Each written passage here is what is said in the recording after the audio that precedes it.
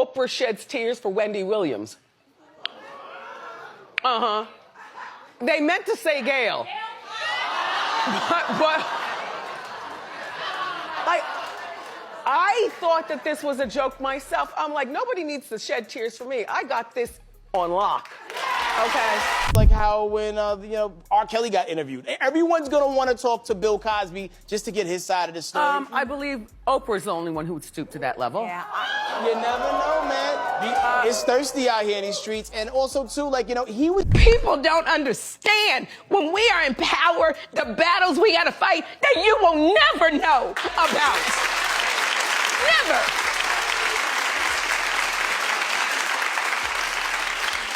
To keep a show on the air, there are things that we have to do that people will tell us, if you want to stay on the air, this is what you got to do. And we got to weigh the options. And sometimes we make bad decisions and we look up and we go, in hindsight. So it looks like the beef between Wendy Williams and Oprah is about to get even nastier than it's ever been. This comes after Sherri Shepherd put her messy boots on to expose major tea about how Oprah supposedly pulled strings behind the scenes to destroy Wendy's career. Apparently, the reason Sherri was even used as a replacement for Wendy is that Oprah supposedly arranged it to humble Wendy. Mind you, Wendy isn't the first Black woman Oprah has been accused of mistreating, and they are now saying Wendy is scared of Oprah and what she could do. Now, a lot of people don't know this, but right from the start of Wendy's career as a TV host, there was always tension between her and Oprah. Mind you, before Wendy started doing TV, she actually named Oprah as one of her inspirations. But once she moved from radio to daytime television, things changed. And it didn't help that the media was also pushing the narrative that Wendy was basically everything that Oprah wished she was. Wendy was the one who'd ask a celebrity if she's gay, drunk, or fat right to her face. Oprah, on the other hand, was busy trying to sound all polished. Anyway.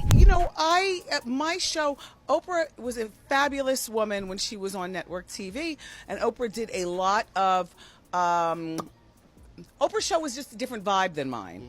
I don't intend on turning my show into the Oprah show. I intend on doing my hot topics. I want to giggle and wiggle, and I still want to be a fabulous oasis for people to come once a day for an hour and have a good time, and then we all go home. I have to do a show that's true to my personality, and my personality is responsible, reliable, and accountable, because when I do my show, it's taking an oasis from my own life.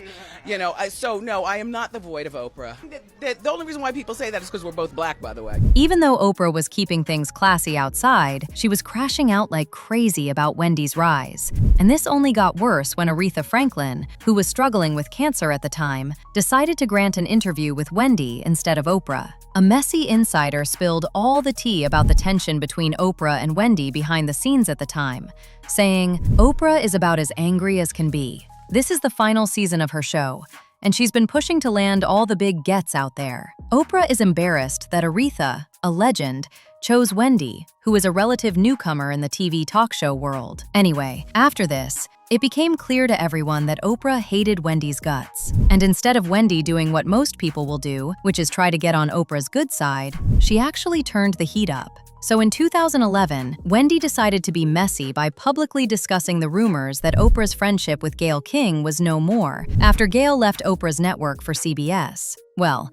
word got back to Oprah and she decided to send a letter to Wendy, warning her to keep her name out of her mouth. But guess what Wendy did? She pulled the letter out on camera and made a whole show of it. Wendy said, and I quote, "I love it when celebrities contact the Wendy Show to set the record straight, because that means they're watching." She then read out the letter for her audience, which ended with, "I wanted to be sure everyone knows there is only happiness for Gayle and this wonderful opportunity." Now the crazy thing is that Wendy actually left out a major part of the letter, in which Oprah seemingly made a nasty comment, insinuating that Wendy was acting like a stereotypical Black woman. It's unclear why Wendy left this out, but Essence magazine somehow got its hands on it, and they published a whole article about it. Apparently, Oprah actually left a weird statement at the end of the letter, telling Wendy to stay black. No one really knows what she meant by this, but given her history of whitewashing herself for her white masters, there's a big chance that she was throwing shade at Wendy, appealing to more black women with the gossipy tone of her reporting,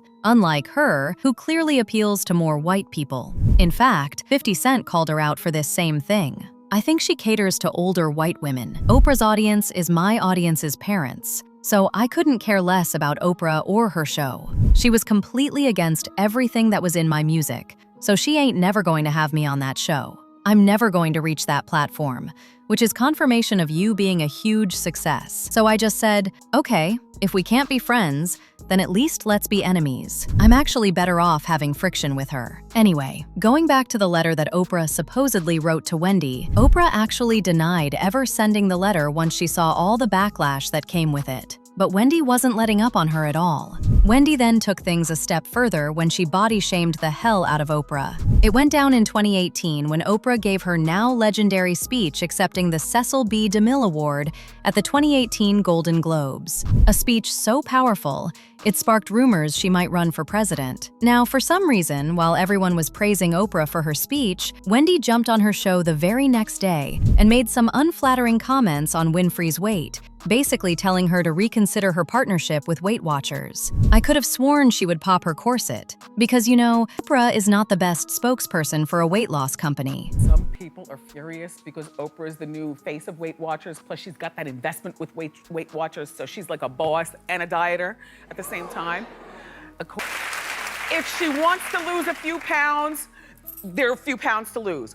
But if she doesn't lose any weight at all, and all she is a boss at Weight Watchers, you girls, don't be mad at Oprah because you guys dropped the football and she picked it up and ran to the bank with it. But if you thought things couldn't get any messier, buckle up, because people actually believe this is what ultimately pushed Oprah to allegedly go after Wendy's career and have her replaced by Sherri Shepherd. And this is when Wendy started getting scared of Oprah, because up until this point, Oprah had warned him through that letter she sent her, but she hadn't actually done anything to her just yet. Now, if y'all remember, Oprah and Monique had a very public and very ugly falling out after Monique came out accusing Oprah and Tyler Perry of blackballing her. According to Monique, she walked away with just $50,000 for her role in Precious. And once the film started generating serious buzz, both Tyler and Oprah came knocking, expecting her to travel the world doing press runs for it. When Monique refused, they allegedly used their industry pull to shut doors on her everywhere she turned. To first acknowledge what I've been in denial for 37 years. And that is, I did assault and inappropriately touch my sister in manners that were not comfortable for her. And for that, I apologize. Brother ever apologized to you? The apology that I got from my brother is, if you think I did something wrong, then I'm sorry. They were my exact words to my sister. Well, there's no more if you think I did it. You were absolutely right with what you said. I did it. And there's two parts to Oprah Winfrey that I haven't really spoken about publicly. The other part with Oprah Winfrey is, yeah, you let me get thrown under the bus and you said nothing. The other part is you mess with my family. You mess with my mother, my father. She called me about my brother, right? Mm-hmm. And I said, listen, everybody can change. He wanted to apologize for me. She said, Monique, would it be okay that he comes on? And would you like to come on? I said, I don't want nothing to do with that cat, but I don't want to get in the way of his blessing. If he's changing, I don't want to stop that. She never said my mother. She never said my father. Now, I know who my parents were because they're both gone. I know who they are. I know my mother's greed. I know my father's greed. And you did not say that you were going to have my parents, because had you said you had my mother. Now, we had a conversation and I said to her, me and my mother are not in a good place. Word on the street is that Wendy and Oprah had a serious falling out behind closed doors after Wendy found out what Oprah had allegedly done to Monique. But here's the wild part. Wendy never in a million years thought she was going to end up in Monique's same position. The moment she stood up to Oprah, she suddenly fell sick and got thrown off her show to be replaced by Sherri. Funny thing, Oprah never welcomed Wendy, but when it was time for Sherri, she was all over her. Oprah never reached out to Wendy, never publicly supported her, never appeared on her show, and never acknowledged her as a successor or peer. According to reports, Wendy was completely taken aback by the news that Sherri Shepherd would be getting a new talk show in her time slot. And apparently, Oprah may or may not have had a hand in getting Sherri to replace Wendy as a way to get back at Wendy. This is when Wendy started being scared of what Oprah could do to her, but it was too late. She was already on her bad side, and there was no way she was going to let off on Wendy, especially not after everything Wendy has been saying about her all these years. No, ma'am. But when it came to Sherri,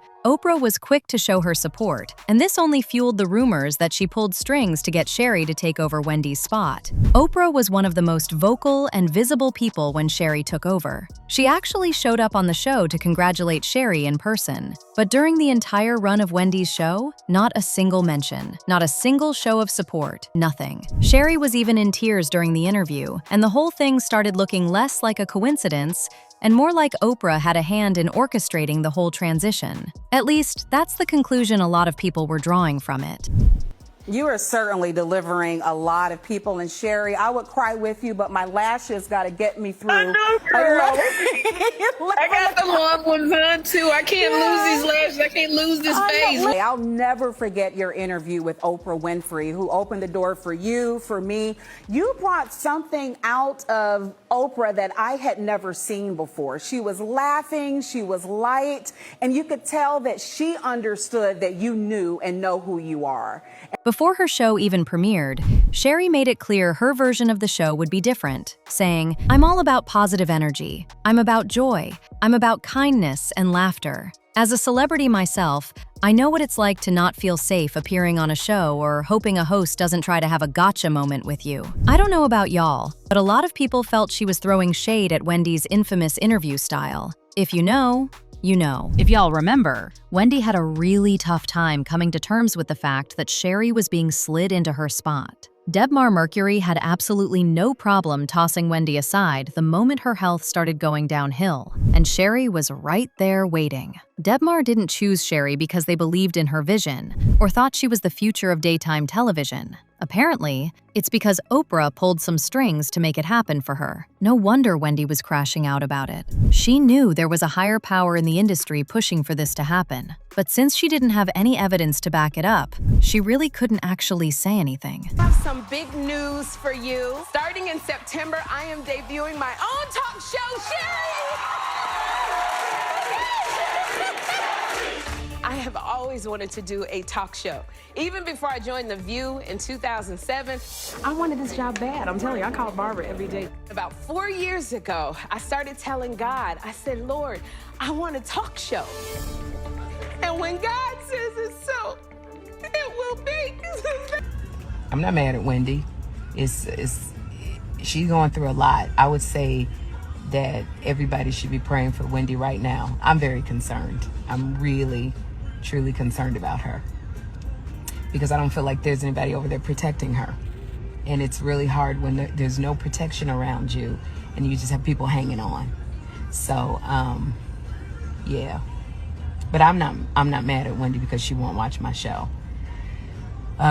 If you was worried about everybody that don't like you or not gonna watch you, you'd be I already got a broken shoe. I can't take on no more stress. As usual, people had their thoughts, like this person who said, Oprah is one of the gatekeepers, not to be trusted. Another person said, Oprah is an evil person. Don't like or support anything she does. But now I want to know your thoughts. What do you think about Sherri exposing Oprah for her alleged involvement in Wendy's current state? And do you really think Wendy is afraid of Oprah like Sherri is claiming? Let me know your thoughts in the comment section below. And don't forget to click here to watch this other very messy video.